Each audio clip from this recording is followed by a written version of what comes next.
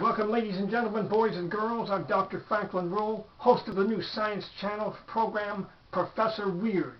Now, the pilot for this show is re-airing this coming Friday, October 12th, first at 7 p.m., then 10 p.m., then at 2 a.m. the following Sunday morning. Those are West Coast times. For the East Coast, it will be on at 10 p.m. Friday, 1 a.m. Saturday morning, and 5 a.m. Sunday morning. Now, I will cover scientific evidence for UFOs and probe UFO abductee cases. Now, recently, Lord Martin Rees, Britain's top astronomer, said that anyone who sees a UFO is a kook. Yes, a kook. Well, I take issue with that. I say they're not kooks, and I challenge him to a debate, any place, any time, any appropriate forum, television, radio, the internet, in person, because I have evidence that UFO observers are not kooks. Now, I just want to point out that I regularly lecture at various aerospace firms' monthly dinner meetings with my lecture, The Universe is Teeming with Life. And invariably, at the end of each lecture, I'm besieged by engineers and scientists who privately tell me about their UFO cases and observations. However, when I give them the official UFO form to fill out, they invariably never return it, apparently afraid they may jeopardize their jobs or perhaps be called kooks.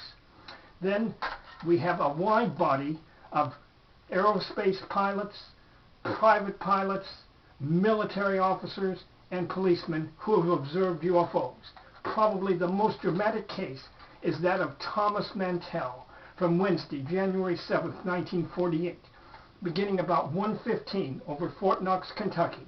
Everyone from the lowest to the highest officer at the fort observed a gargantuan UFO about 250 to 300 feet in diameter moving slowly overhead. It was also observed by citizens and police officers.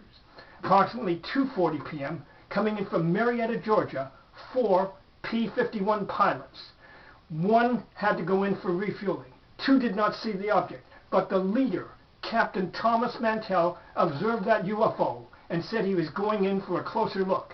His last report, it's huge in size and metallic in construction. I'm going in for a better look. 5 minutes later, he was shot out of the sky, possibly by that UFO. Now, the military simply said that he ran out of oxygen and collapsed and the plane crashed. But his plane would have had oxygen. At first, they said he was observing a weather balloon. Then they changed it to the planet Venus at half its maximum brightness at that time. Well, I point out that Mantell was a veteran pilot of over 100 combat missions during World War II. He should have been able to distinguish between a star and a starship. But we can test this out. We can send pilots up and also have ground observers at a time when Venus is half its maximum brightness and find out if anyone would mistake it for a UFO. I'm saying that Mantell was not a kook. Now again, I'm issuing this challenge to the Lord Rees, any place, any time, any form. And again, watch my show, the pilot rerun, Friday, August 12th, 7 p.m., 10 p.m. West Coast time, 10 p.m., 1 a.m. East Coast time. Now, until next time, may the power of the cosmos be with you. Yes, yes, yes.